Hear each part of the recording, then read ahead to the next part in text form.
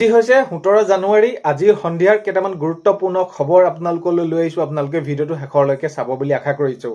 তো আজি বিধানসভা বাজেট অধিৱেশনত কোনসমূহ তেনেদৰে উত্থাপন কৰিলে, যেনে ধৰক প্ৰাদেশিকৰণ প্ৰক্ৰিয়া, বৃদ্ধ পেঞ্চনৰ ক্ষেত্ৰত বৃদ্ধি, অংগনবাদী কৰ্মী সহায়িকাসকলৰ সেইখিনি উত্থাপন কৰিছে। আৰু ইয়াৰ সমান্তৰালকে আপোনালোকৰ এই যি ধৰি লওক আপোনালোকৰ ৰাজনৈতিক খবৰ, এই সকলোখিনি কথা আজিৰ এই ভিডিঅ'ৰ জৰিয়তে আপোনালোকক জনাবলৈ গৈ আছোঁ। আৰু বিধৱা পেঞ্চন কিমান বৃদ্ধি কৰিলে, এই সকলোখিনি কথা ভিডিঅ'টো আপোনালোকে শেষলৈকে চাব। গুৰুত্বপূৰ্ণ খবৰকেইটা আছে আপোনালোকলৈ, আৰু শেষলৈকে চাব বুলি আশা কৰিছোঁ। শেষত আপোনালোকৰ মতামত কমেণ্টৰ জৰিয়তে জনাব। প্ৰথমটো খবৰ হৈছে অসমৰ অৰ্থনীতিক লৈ অখিল গগৈ আৰু চন্দ্ৰমোহন পাটোৱাৰীৰ মাজত বাকযুদ্ধ। আজি যিহেতু বিধানসভা আজি বাজেট অধিৱেশনৰ মাজত তেনেদৰে তেওঁলোকৰ মাজত এইখিনিক লৈ তেনেদৰে তেওঁলোকৰ সেইখিনি বাকযুদ্ধ তেনেদৰে কৰা দেখা গ'ল। অখিল গগৈ ডাঙৰীয়াই তেনেদৰে প্ৰশ্ন উত্থাপন কৰিছে আৰু চন্দ্ৰমোহন পাটোৱাৰী ডাঙৰীয়াই তেনেদৰে সেইখিনিক লৈ কৈছে। আৰু আজি দেখা গ'ল যে হয়, অসমৰ যি অৰ্থনীতিক লৈ অখিল গগৈ আৰু চন্দ্ৰমোহন পাটোৱাৰীৰ মাজত বাকযুদ্ধ আজি বিধানসভাত তেনেদৰে বাজেট অধিৱেশনত দেখা গ'ল। নেক্সটটো খবৰ হৈছে মুখ গুৰ মাৰি গংগাত পেলালে কংগ্ৰেছে। তো এনেদৰে জনাইছে মাননীয় মুখ্যমন্ত্ৰী মহোদয়। তো এতিয়া মোৰ কাৰণে ভালেই হ'ল, এনেদৰে জনাইছে মুখ্যমন্ত্ৰী মহোদয়। আৰু যিহেতু এতিয়া ভূপেন বৰা ডাঙৰীয়াৰ এই প্ৰসংগ আহি আছে কংগ্ৰেছ দল ত্যাগ কৰাৰ ক্ষেত্ৰক লৈ, আৰু এইখিনি সময়ত এতিয়া বিভিন্নজনে বিভিন্নভাৱে কৈছে। আৰু এতিয়া মাননীয় মুখ্যমন্ত্ৰী মহোদয়ে এইটো জনাইছে যে সেইটো সময়ত আৰু বিশেষ বহলাই থকাৰ প্ৰয়োজন নাই, তেনেদৰে কৈছে। মুঠৰ ওপৰত মোক গংগাত গুৰ মাৰি তেনেদৰে মোক গুৰ মাৰি গংগাত পেলালে বুলি মুখ্যমন্ত্ৰী মহোদয়ে জনাইছে। নেক্সটটো খবৰ হৈছে মানুহে ভুল কৰিলে সেইখিনি ভগৱানে কিন্তু সঠিক দিশলৈ লৈ যায় বুলি মাননীয় মুখ্যমন্ত্ৰী মহোদয়ে কৈছে। তো সেইটো সময়ত কোনোবাই মোক ভুল কৰি বা এনেধৰণে এই কিছুমান তেনেদৰে বিপথে পৰিচালিত কৰিছিলে বা মোক তেনেদৰে ভুল আখ্যা দিছিলে, কিন্তু ভগৱান আছে, ভগৱানে সঠিক দিশলৈ লৈ যায় বুলি মুখ্যমন্ত্ৰী মহোদয়ে তেনেদৰে সেইখিনি মন্তব্য আগবঢ়াইছে। নেক্সটটো খবৰ হৈছে অৰুণোদয় আঁচনিক লৈ বিধানসভাত উত্তাল অখিল গগৈ। তো অখিল গগৈ ডাঙৰীয়াই ইয়াক লৈ যিয়ে অৰুণোদয় আঁচনি প্ৰথম পৰ্যায়ৰ পৰা প্ৰায় আছিলে, কাৰোবাৰ নাম কাটিলে, এতিয়া অৰুণোদয় আঁচনি তৃতীয়ত নাম নাই অহা। আৰু এইখিনিক লৈ অৰুণোদয় আঁচনিক লৈ প্ৰশ্ন উত্থাপন কৰিছে অখিল গগৈ ডাঙৰীয়াই। আজি তেনেদৰে সেইখিনি উত্থাপন কৰিছে। যিহেতু এতিয়া অৰুণোদয় আঁচনি এতিয়া কি হ'ল, প্ৰথম অৱস্থাৰ পৰা কোনোবাই পাই আছিলে, দ্বিতীয় অৱস্থাটো পাই আছিলে, তৃতীয়ত এতিয়া কিয় নোপোৱা হ'ল। এতিয়া আগন্তুক এতিয়া 20 তাৰিখে তেনেদৰে দিয়াৰ প্ৰসংগ উল্লেখ হৈ আছে 8,000 টকাকৈ।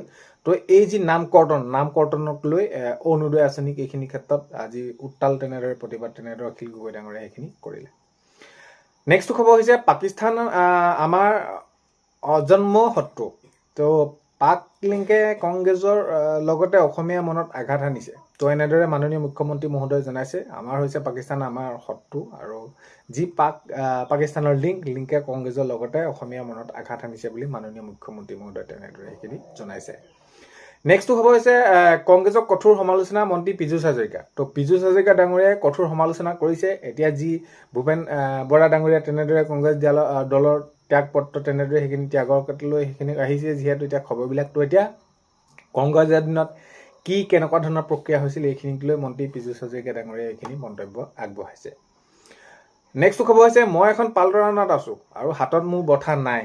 তো এনেদৰে মন্তব্য আগবঢ়াইছে ভূপেন বৰা ডাঙৰীয়াই। ভূপেন বৰা ডাঙৰীয়াই কৈছে যে মই এখন পালতৰা নাৱত আছোঁ এতিয়া, আৰু মোৰ হাতত এতিয়া বঠা নাই বুলি তেনেদৰে ভূপেন বৰা ডাঙৰীয়াই মন্তব্য আগবঢ়াইছে। নেক্সটটো খবৰ হৈছে আমি এজন বিধায়কৰ পৰা ৰাইজৰ দল এতিয়া 3জন বিধায়কলৈ বৃদ্ধি পালোঁ বুলি অখিল গগৈ ডাঙৰীয়াই কৈছে। অখিল গগৈ ডাঙৰীয়াই যিহেতু আগন্তুক এতিয়া 26ৰ নিৰ্বাচনক লৈ যেনেদৰে যি আশা কৰিছে, আৰু এইখিনিক লৈ তেওঁ জনাইছে যে আমিতো এজন বিধায়কহে আছিলোঁ, যি আমাৰ ৰাইজৰ দলত এতিয়া আমি 3জন বিধায়কলৈ কি হৈছোঁ বৃদ্ধি পালোঁ বুলি অখিল গগৈ ডাঙৰীয়াই তেনেদৰে মন্তব্য আগবঢ়াইছে। নেক্সটটো খবৰ হৈছে কিমান ঋণ লৈছে চৰকাৰে। তো তথ্য দেখুৱাইছে অখিল গগৈ ডাঙৰীয়াই। অখিল গগৈ ডাঙৰীয়াই কৈছে যে চৰকাৰে বৰ্তমান সময়ত কিমান ঋণ লৈ কেনেদৰে কাম কৰিছোঁ বুলি কৈছে, হয়, কিন্তু ঋণ লৈছে কিমান, এইখিনি সকলোখিনি তথ্য তেনেদৰে সেইখিনি দেখুৱাই যুক্তি তেনেদৰে দাঙি ধৰিছে। তেওঁ কৈছে যে ঋণ লৈ সকলোখিনি কাম কৰিছে মাননীয় মুখ্যমন্ত্ৰী মহোদয়ে, তেনেদৰে সেইবিলাক কাম কৰিছোঁ বুলি কৈছে। তেনেদৰে বহুতখিনি উন্নত হৈছে বুলি কৈছে, কিন্তু ঋণ লৈ কৰিছে, এনেকুৱা ধৰণৰ তথ্য দাঙি ধৰিছে অখিল গগৈ ডাঙৰীয়াই। নেক্সটটো খবৰ হৈছে কংগ্ৰেছৰ সময়ত CM হোৱা হ'লে কাইলৈ কলংক ৰৈ গ'লহেঁতেন বুলি মাননীয় মুখ্যমন্ত্ৰী মহোদয়ে তেনেদৰে মন্তব্য আগবঢ়াইছে। যদি সেই সময়ত মই CM হ'লোহেঁতেন, মুখ্যমন্ত্ৰী হ'লোহেঁতেন, তেনেহ'লে কাইলৈ কলংক ৰৈ গ'লহেঁতেন বুলি তেনেদৰে কাললৈ কলংক ৰৈ গ'লহেঁতেন বুলি মাননীয় মুখ্যমন্ত্ৰী মহোদয়ে তেনেদৰে মন্তব্য আগবঢ়াইছে। নেক্সট খবৰ হৈছে গৌৰৱ গগৈয়ে জাতিটোক অপমান কৰিলে, কোনো স্বাভিমানী অসমীয়াই গৌৰৱৰ লগত নাথাকে, তেনেদৰে জনাইছে ভৱেশ কলিতা ডাঙৰীয়াই। তো ভৱেশ কলিতা ডাঙৰীয়াই তেনেদৰে জনাইছে যে গৌৰৱ গগৈয়ে জাতিটোক অপমান কৰিলে আৰু কোনো স্বাভিমানী অসমীয়াই গৌৰৱৰ লগত নাথাকে বুলি ভৱেশ কলিতা ডাঙৰীয়াই তেনেদৰে মন্তব্য আগবঢ়াইছে।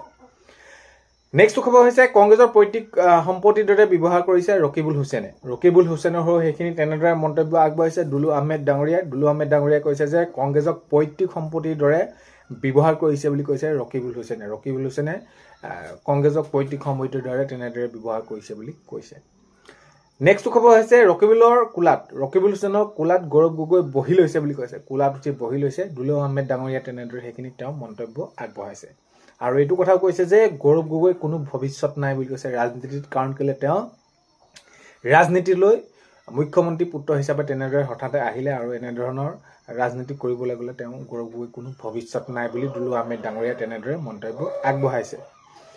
নেক্সট খবৰ হৈছে কংগ্ৰেছত টিকট দিয়াৰ নামত কোটি কোটি টকাৰ লেনদেন হয়। তো এনেদৰে মাননীয় মুখ্যমন্ত্ৰী মহোদয়ে জনাইছে যে কংগ্ৰেছত যি টিকেট আগন্তুক ২৬ নিৰ্বাচন আহি আছে বা আগতে এইখিনি ক্ষেত্ৰত এতিয়া কংগ্ৰেছৰ টিকট দিয়াৰ নামত কোটি কোটি টকাৰ লেনদেন হয় বুলি মাননীয় মুখ্যমন্ত্ৰী মহোদয়ে তেনেদৰে জনাইছে। নেক্সট খবৰ হৈছে আজি ৭ বজাৰ আগে ৬:৩০ বজা মানত ভূপেন বৰা ডাঙৰীয়া ঘৰত যোৱা কথা আছে মাননীয় মুখ্যমন্ত্ৰী মহোদয়ে। যদি ভগৱানে ভালে কুশলে ৰাখে তেনেহ'লে নিশ্চয় যাম বুলি মাননীয় মুখ্যমন্ত্ৰী মহোদয়ে জনাইছে। তো ভিডিঅ'টো আপোনালোকে যিমান সময়লৈকে চাই আছে হয়তো সিমান সময়ত হয়তো মাননীয় মুখ্যমন্ত্ৰী মহোদয়ে তেনেদৰে যাবও পাৰে সেইখিনি সময়ক লৈ। মুঠৰ ওপৰত আজি সন্ধিয়া ৭ বজাৰ ভিতৰত যোৱা কথা কৈছে। নেক্সট খবৰ হৈছে ইচিআইৰ সৈতে বৈঠক লৈ ৰিপুণ বৰাৰ মন্তব্য। তেওঁ মন্তব্য বিভিন্ন আগবঢ়াইছে। নেক্সট খবৰ হৈছে সদনত অসমৰ জনমূৰি আয় বৃদ্ধি সন্দৰ্ভত বিত্তমন্ত্ৰীৰ তথ্য দাখিল। তো হয়, সদনত অসমৰ জনমূৰি আয় বৃদ্ধি সন্দৰ্ভত বিত্তমন্ত্ৰী আজিয়ে তথ্য দাখিল কৰিছে। নেক্সট খবৰ হৈছে বিগত পঞ্চায়ত নিৰ্বাচনত গভীৰ ষড়যন্ত্ৰৰ বলি হৈছিলোঁ বুলি তেনেদৰে ভূপেন বৰা ডাঙৰীয়াই কৈছে। যি পঞ্চায়ত নিৰ্বাচন হৈ গ'ল তাত গভীৰ ষড়যন্ত্ৰ বলি হৈছোঁ বুলিও তেনেদৰে মন্তব্য আগবঢ়াইছে। নেক্সট খবৰ হৈছে প্ৰাদেশিকৰণ প্ৰক্ৰিয়া বিদ্যালয় ভেঞ্চাৰ বিদ্যালয়সমূহ যি প্ৰাদেশিকৰণ প্ৰক্ৰিয়াৰ ক্ষেত্ৰত তেনেদৰে পৰ্টেল মুকলি কৰি দিয়া কথা আছিলে, এতিয়ালৈকে কৰা নাই। আৰু এইখিনিক লৈ এতিয়া আজি যিহেতু বাজেট অধিৱেশনৰ দ্বিতীয়টো দিন তেনেদৰে দেখা গ'ল, কোনো ধৰণৰ তেনেদৰে তেওঁলোকৰ বাবে মন্তব্য আগ নবঢ়ালে। তো এইখিনি ক্ষেত্ৰত তেওঁ এই যি অপ্ৰাদেশিক শিক্ষক কৰ্মচাৰী সন্থাই তেনেদৰে জনাইছে অতি সোনকালে পৰ্টেল মুকলি কৰি দিব লাগে আৰু প্ৰাদেশিকৰণ প্ৰক্ৰিয়া অতি সোনকালে হ'ব লাগে। কাৰণ কেলে এই শিক্ষাগুৰুসকলে কেনেদৰে কি সমস্যাৰ মাজেৰে দিন পাৰ কৰিবলগীয়া হৈছে সেইখিনি বিশেষ বহলাই থকাৰ প্ৰয়োজন নাই। মুঠৰ ওপৰত শিক্ষামন্ত্ৰী ডাঙৰীয়া হওক বা এইখিনি ক্ষেত্ৰত তেওঁলোকে অতি সোনকালে মুকলি কৰি দিব লাগে বুলি তেনেদৰে জনাইছে।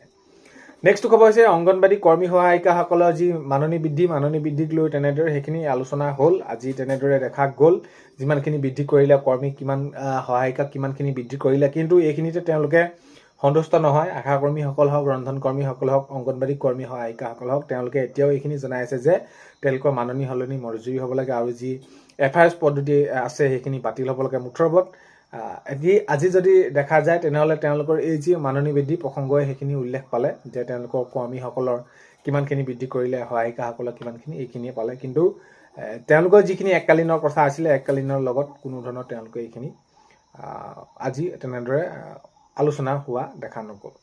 নেক্সট খবৰ হৈছে বৃদ্ধ পেঞ্চনৰ যি এতিয়া তেওঁলোকে 250 টকাকৈ পায়, 250 টকাৰ পৰা 400 টকালৈ বৃদ্ধি কৰিছে। আৰু ইয়াৰ সমান্তৰালকে বিধৱা পেঞ্চন 300 টকা পায়, 300 টকাৰ পৰা 1250 টকালৈ তেনেদৰে সেইখিনি বৃদ্ধি কৰাৰ কথা উল্লেখ কৰিছে। এইখিনি আজি বাজেট অধিৱেশনত তেনেদৰে সেইখিনি উল্লেখ কৰিছে বিত্ত মন্ত্ৰীগৰাকীয়ে। নেক্সট খবৰ হৈছে অসমত কেন্দ্ৰীয় নিৰ্বাচন আয়োগৰ দল। তো যিহেতু ২৬ নিৰ্বাচন আহি আছে আৰু নিৰ্বাচনৰ প্ৰাক্ক্ষণত এতিয়া অসমত কেন্দ্ৰীয় নিৰ্বাচন আয়োগৰ দল উপস্থিত হৈছে। এই আজিৰ 17 জানুৱাৰীৰ সন্ধিয়া খবৰ এইকেইটাই আপোনালোকক আগবঢ়ালোঁ। ভিডিঅ'টো আপোনালোকে শেষৰলৈকে চোৱাৰ বাবে বহুতেই বেছি ধন্যবাদ। ভিডিঅ' আপোনালোকক প্ৰথমতে কোৱাৰ দৰে চেনেলটোলৈ যদি আপোনালোক নতুনকৈ আহিছে ছাবস্ক্ৰাইব কৰাৰ লগতে কাষতে থকা বেল আইকনটো প্ৰেছ কৰি অল কৰি থ'ব, যাতে নতুন এটা ভিডিঅ' দিয়াৰ লগে লগে আপোনালোকে আগতীয়াকৈ চাবলৈ পায়। অন্য এটা ভিডিঅ'তে লগ পোৱাৰ আশাৰে আজিলৈ ইমানেই, বাই।